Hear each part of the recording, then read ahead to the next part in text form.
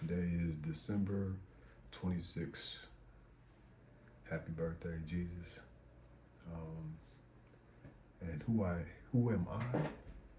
I am Y.A. Poet, aka Ernest Monroe, born and raised in West Las Vegas. Yeah. I'm just over here brainstorming, writing some things down, what I want to sell when I go on tour. Art, poetry, music, and film, like a pop-up King of Vegas tour. A little bit about my background and what got me into music. Most of it has to deal with my art background. Me being an artist, loving to draw, you know. My uncle, he drew that, Smokey. And I got some pictures and stuff. I got one right here. Picture of see, hear, speak no evil. I drew that with a Sharpie. And that's one of the things that got me into music was being an artist, you know. While you doing your thing, drawing, because that's time consuming. You need some in the background. So, yeah. And I consider myself to be a poet, so I like take on the form of all forms of music, all genres. I mean, you can't put me in no genre, you know? Of course, you know, I started with singing, having a church background, you know, in St. Paul Baptist Church. I was in a choir, me and my brothers, my cousins. And then I found the love and the passion for producing. I remember it was about like 1996. MTV Generator came out on Sony, and I had to have it. I made beats on there. I sampled. I produced music for my best friend Cody Hunter, O'Day. We had a group called Thug Poetry, and we was about 16, 2006. 1996. Juniors in high school. And, you know, that and playing basketball, you know, we knew we was gonna do something. And I did still draw, but more so like I was trying to get myself into the digital world, you know what I'm saying? So I remember going to the community college on our campus. Palo Verde was just built, and they built a college on the campus as well, right across the street. And I remember going over there and being able to hop on the computer, you know, download pictures and videos and take that back home. And I wanted a computer, man. I wanted a computer so bad. I had a job. I saved my money up and I thought, because I didn't know what a computer was, so I went and bought just a shell of a computer, not knowing what a computer was. And that was like $600, man. I still don't even know what happened to that box that I bought. But it was an expensive box that I bought. But I was adamant. But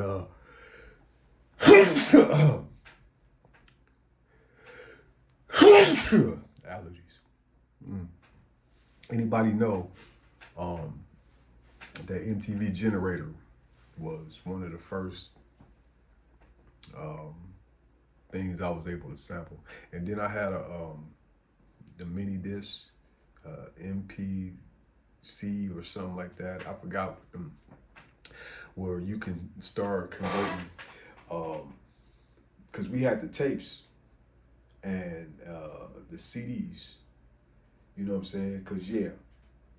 So dig this. Cause we go back from the tape era, right? Like we the last era of taking tapes and recording radio stations and making mixtapes with the tapes. Pretty much, we recorded our first albums on tapes. Um, I remember going to a lot of home studios and recording. Um, Me, my boy T, my boy Tim, Wolfpack, me, him, Cody, Leotis, Iki, aka DJ Cheeseburger.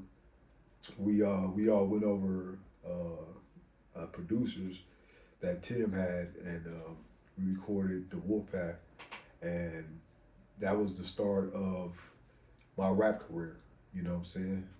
Other than freestyling in the back of cars and in parks and wherever else we went to.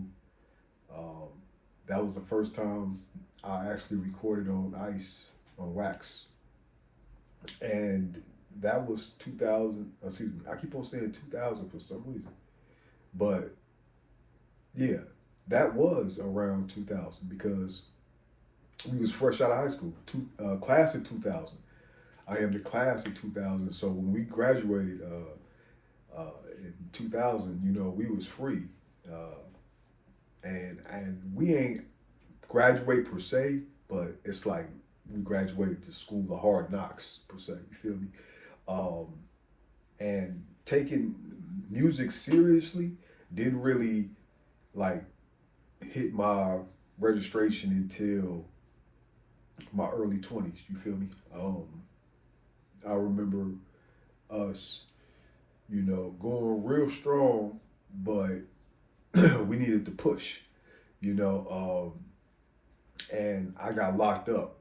And what happened was I was with my best friend, and his uncle used to have a trap on Monroe, and we'll be over there selling dope and chilling and, you know, bringing all the feast and the spoils that we used to take from the streets back to the trap.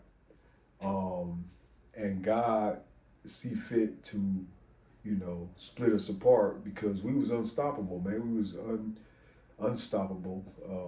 And who knows where we was headed. But, you know, God removed me from the trap and put me in jail for that 2 years. My best friend, Cody Hunter, he died in the trap. He got murdered. They said he was reaching for his pistol and they killed him.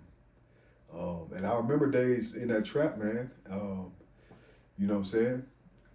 Waiting for, because the base heads to give you information about the other groups and stuff, you know what I'm saying, trying to infiltrate and come in on us. You know, we weren't fucking with nobody, man, but they was fucking with us because we was the youngsters, you know what I'm saying? 18, 19 years old with dope money and shit, you know what I'm saying? Cadillacs and shit running around that motherfucker, you know, with expensive cameras and shit, because we used to hit up the pawn shops, you know? But I remember seeing Stacy G. That's how I knew it was my time, man. I seen Stacy G at the pawn shop turning in his equipment. And he kind of like retired. So, you know, I got with Bad Side. Was it? Yeah, 420.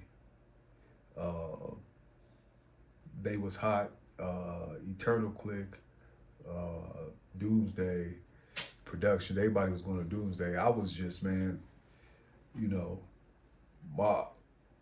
I knew cats that had studios, so You know, I was straight underground until I resurfaced when I got out of prison. You know what I'm saying? And from that experience, going to high desert and coming back, um, I spent about 6 months in Vegas, and then I went to Alabama and reconnected with my moms, who I haven't seen in over about 20 years. Yeah, I ain't seen moms in about 20 years. Reconnected with her, um, and started my LLC, and my publishing company, Loose Change Productions. Jesus Christ is my homeboy Productions, and from there, I got a chance to see the South, and the South gave me a whole new look on how to move and how to, present yourself in this game, and even the work attitude. You know what I'm saying? Um, I went to Atlanta for 3 hours, tapped into College Park, Bubba Spark, and gave him my CD.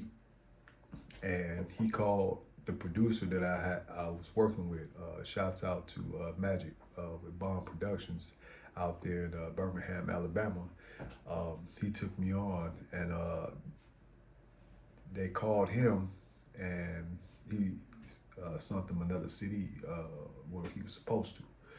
And I mean, if you look on the internet, man, I was doing my Stick'em dance, which is, if you look at Soldier Boy, the Yule, Soldier Boy Tell 'em, that looks exactly like my Stick'em dance, because I went out there and I met College Park. He was DJing at a party, Jeezy party, and you know, so I hit the internet early. I was on MySpace getting it in. You know what I'm saying? Dropping them bombs on them. But I told Birmingham up. 11 months I was out there. I was on the radio. I got my LLC. I got my business together. I had my own place. And then it was time for me to come back to Vegas, because my father had passed. I remember the whole Bond Productions. We went on a tour to Texas, and during that tour, my pops passed away. I remember getting off stage in front of like 5,000 people. You know what I'm saying? Just got done doing one of my biggest shows ever on Juneteenth, and I got that call from Mama Dukes, and man, I broke down in tears, man. I broke down in tears right there, and that was a hard trip for me. You know what I'm saying? Because when I left, I didn't come back to Birmingham the same. I got robbed. Niggas robbed me. Took the shirt off my back, man. I'm gonna make a commercial about it, boy. Niggas ain't seen slums until they go out there in the Bama woods, boy. That motherfucking gutter out there, boy. That swamp. You know what I'm saying? My grandma used to say the place that ain't got no stoplights. And she ain't never lied, man. Birmingham ain't got no stoplight. Them motherfuckers on a shoestring. You feel me?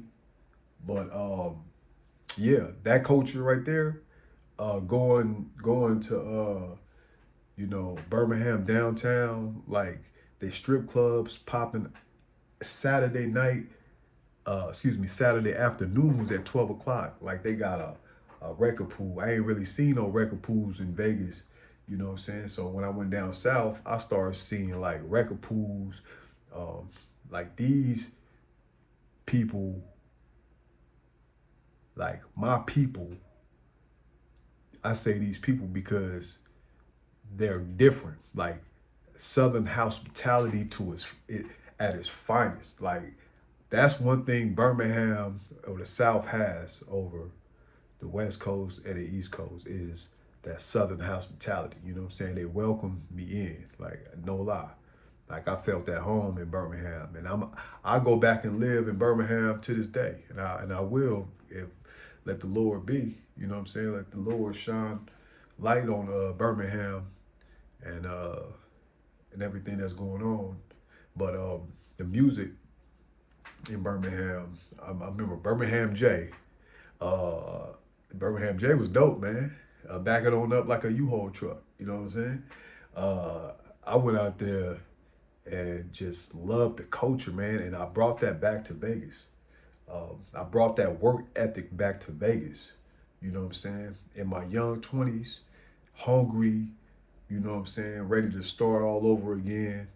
And, you know, 10 years, not only was I able to develop my music career, but I was able to really dive into um, the film and the production side of it as well. Um, you know, learning how to edit my own videos, learning how to shoot my own videos, cinematography, videography, learning what all these aspects was to run a company full-heartedly, um, and just teaching myself, you know what I'm saying, being self-taught. I didn't really graduate school. I graduated the School of Hard Knocks, going to the penitentiary where all the folios at, you know what I'm saying? Either you going there and you gonna be a better man or you gonna be a worse man. And I left there a man, went in there a boy, you know what I'm saying? Got saved, you know, angels blessed me. Um, and I keep them with me to this day, you know what I'm saying? They watch over me. Um, but saying that to say, you know, Pops, my best friend, the cats that I have lost on his musical journey, you know, I do this for them, man. You know what I'm saying? To keep this art alive, to tell these stories. You know what I'm saying? And I love what I do, and I'm going to keep on doing it. And in my early 20s, I really didn't know what I was going to do with myself. But in my 30s, I started to become the entrepreneur and the man that I knew I could be. And I started developing my rhythm. And I don't know, you know, like me being the oldest out of 5 kids, you know what I'm saying? Like I always had this certain um, um, charisma about myself where I felt like, you know, gathering people and having a group of people that was on one movement was always necessary, kind of like the Malcolm X's and the Martin Luther Kings, the Harry Belafonte's, um, the Maya Angelou's, the poets of this, the man, you know, it's just so many that came and still are here in the presence to this day. But I I mean, I thank my grandma, man, for nurturing me, because Christian um, rap is prevalent in my DNA and in my speech, and in my songs. You know what I'm saying? Uh, Me learning from Tupac Shakur, like what a Christian could be, like him putting Christian into his raps and having that West Coast sound to it, man. I was like, man, this is untouchable. Like this is something to fear. And this the new movement right here. This is the new world. This is what they gonna be scared of. A man that got his speech right and is confident and stand on principles and ain't scared to back down. You know what I'm saying? So my music is that, you know, it's strong, it's it's macho, uh, it's the man. You know what I'm saying? Putting the man back into perspective, and you know, ain't nobody perfect. So I talk about my good, my bad, and my ugly. You know what I'm saying? We all flawed. We all got scratches and bruises that did healed and wounds that did, you know, made us think twice about doing certain things. You know what I'm saying? So why not spread my DNA and keep my voice alive and nurturing So the future of my DNA will be able to understand who I am and who their relatives was and what was going on at the time. You know what I'm saying? This our untold story right here. Who gonna tell it better than us? So to be able to audio hear it and to be able to visually hear it right now, this is what the Bible was talking about. This is that new era of AI, of figuring out how to maneuver in this new society, in this new way that we just beat COVID-19. Like your body is not to be played with. You feel me? So I'm not taking this for granted, man. That's why I sat here and I was like, man, I gotta document, man. I gotta start talking, man. If anything, I gotta start talking, man, and start telling these people what's going on right now. You know what I'm saying? So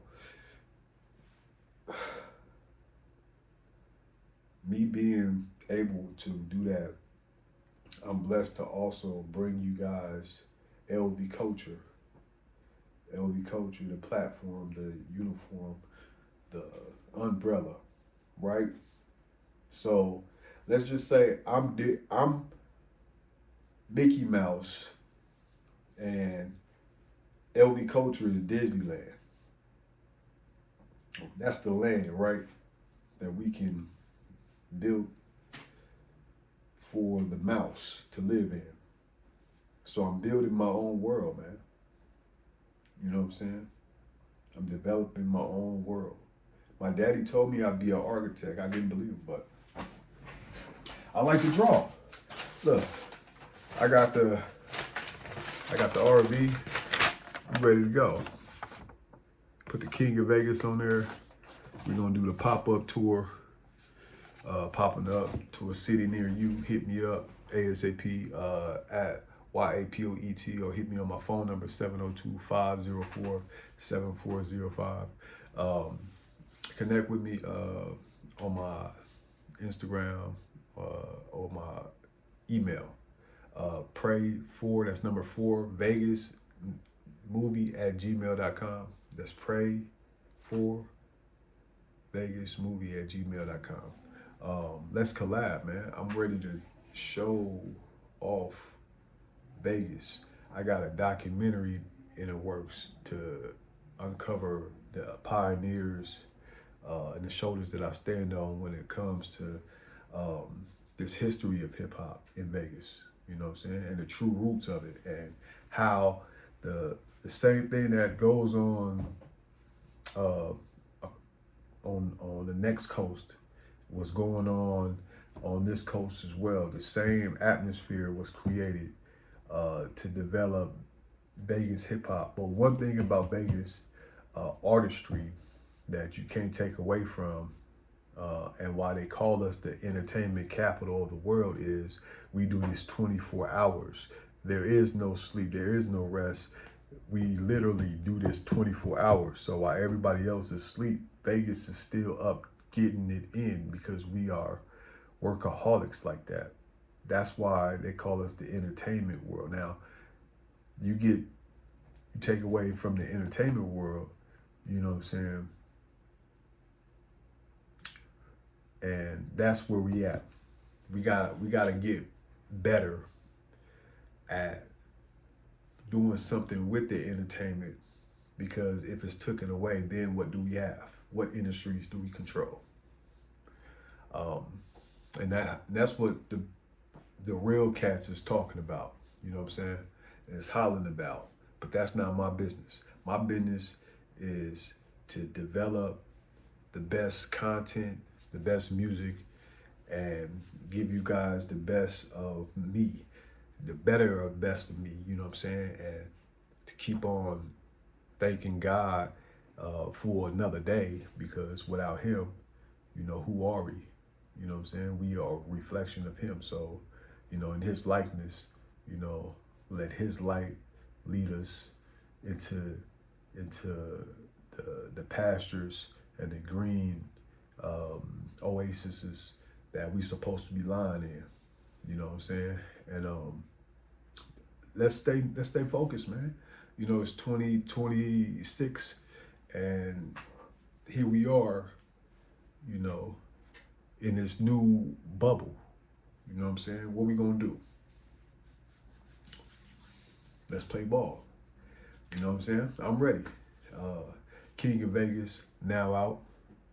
Um, we gonna drop all these art projects. If you want something authentic, if you want something fresh, man, hit me up, man. You know what I'm saying? Let's work. Let's collab. Let's do something. You know, I am a real artiste. Um, I am a poet. I am an MC. I am a philanthropist because I have contributed so much of my time to my neighborhood. And I will continue to pour into West Las Vegas, 89106, and develop my community and continue to sponsor me as I build this new world for all of us to maintain and keep the structure to be at will. God bless you. I am your host, YAPOET.